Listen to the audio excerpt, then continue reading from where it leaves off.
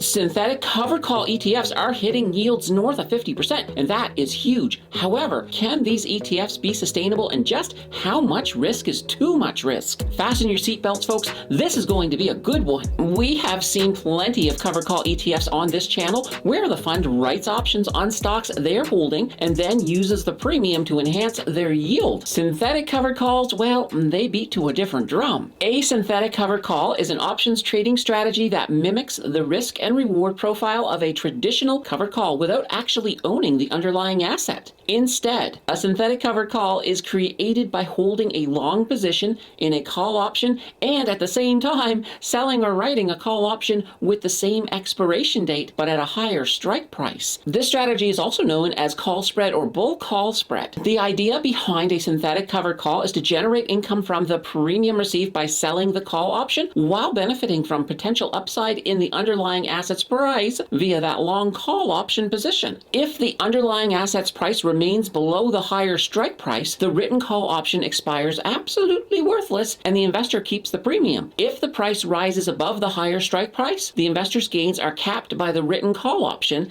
but the long call option increases in value to offset that loss. In a nutshell, it's a two-pronged approach to minimize loss and create lots of potential for some big profits. YieldMax currently has 2 active synthetic covered call ETFs with a lot more on the way. We are going to look at these 2 ETFs and any risks associated with them. We will also look at the next 2 that are in the coming soon stage. Join the conversation. Let us know in the comments what your highest dividend yield is. Your participation is well appreciated. Don't forget to like and subscribe to stay up to date on future content, and a big thank you for that click. Synthetic covered calls offer potential income and moderately bullish exposure to an underlying asset even though they do not actually hold that asset. They have the potential for some amazing passive income, but there are risks that you need to be aware of when it comes to synthetic covered calls. The main risk is the limited upside potential due to the written call option, which of course caps potential gains. There's also the possibility of a loss from the long call option if the underlying asset's price remains below its strike price. In cases where the asset's price lies between the 2 strike prices at expiration, well, that ETF may face a net loss in that situation. The complexity of synthetic covered calls can lead to higher transaction costs and may require advanced options knowledge. Additionally, margin requirements for writing call options can tie up capital and introduce the risk of margin calls. Of course, with these funds, they take on all of that risk, but if things went horribly wrong, it could certainly impact the fund. You need to keep that in mind. Lastly, there can be a risk from the contracting part. Although typically low, it can exist when trading options and can impact potential returns. Investors should carefully consider these risks and ensure a synthetic covered call strategy aligns, of course, with their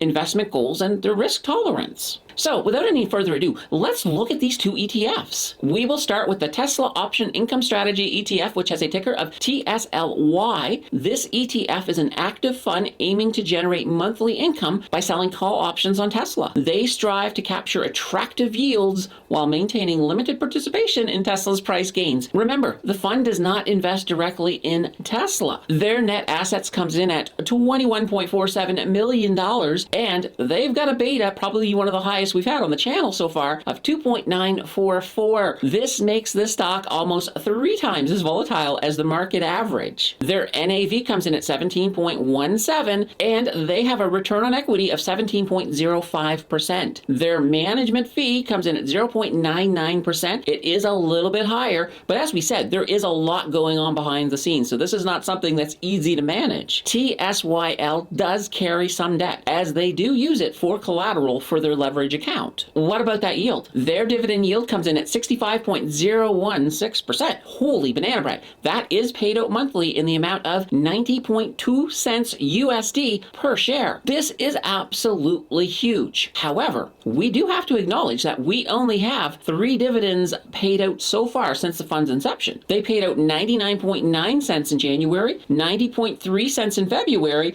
and 90.2 cents in March. Not a huge drop, but there may be more to come. We also have to talk about that withholding tax. We obviously have three places that we can put this. We can put it in a non-registered personal account, your TFSA, or your RRSP. So what happens if you put it in each of these? If you throw it in your personal, you do lose 13.53 cents USD, but you get that back at tax time, which is fantastic. If you put it in your TFSA, you will still lose 13.53 cents, and that's actually gone forever because that withholding tax, we have no avenue to get it back. Of course, the best place to put it is your RRSP because you will get the full 90.2 cents USD every single month. Okay, let's take a quick look at their growth. We don't have a lot of growth data, so we'll look at 2023. In 2023, this ETF has risen from $13.40 to $17.25. That turns out to be a return on investment of 28.73%. Of course, we got those sweet dividends. We roll those 3 dividends in, and we get a total return of 48.70%. Holy banana bread, that does sound absolutely fantastic. However, at inception in November, TSLY opened at $20.06, which is a return of investment of negative 14.01% and a total return of negative 0.00%. A couple of you are probably saying, how can you have a negative 0? Well, there is an actual number further down beyond my significant digits. Okay, before we get a little bit too geeky on that 0,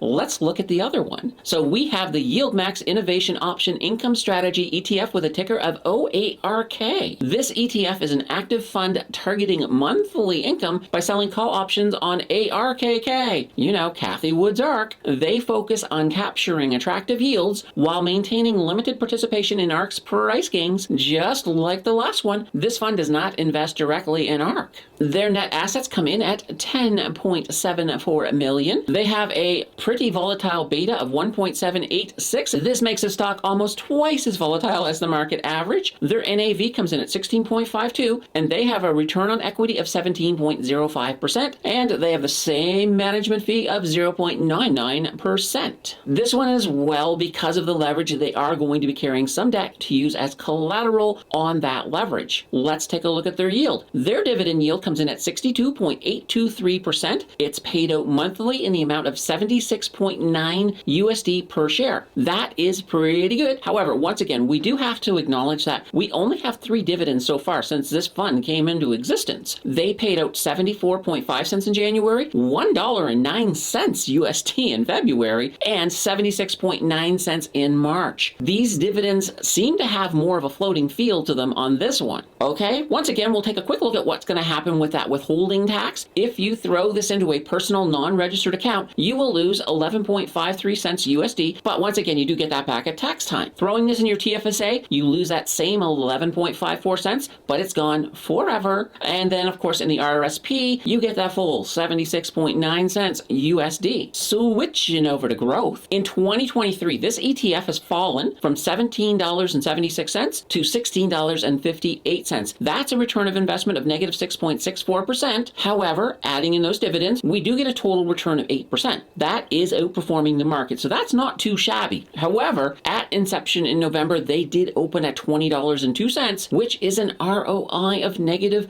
17.18%. Adding in the dividends, we're still in the negative with a total return of negative 4.20%. Looking at these two ETFs, I think I would be a little hesitant on the OARK one. However, the TSLY one looks to be doing really, really good, and it is one I could definitely get into, though I would get into it with a little bit of extra caution. I would want to have an exit point where if that dividend kept falling, I would take my profits and run. Just keep in mind that if you are in the same situation and you want to create an exit point on this one, you definitely want to factor in that withholding tax. We also have 2 more of these synthetic covered call ETFs coming very soon. The first is YieldMax AAPL Option Income Strategy ETF with a ticker of APLY. We don't really have any other data yet to look at on this one, other than we know it will have a 0.99% management fee. That tends to be the standard fee for all of these. The other one is the YieldMax NVDA Option Income Strategy ETF with a ticker of NVDY. Beside these 2, in the wings, they actually do have another 7 more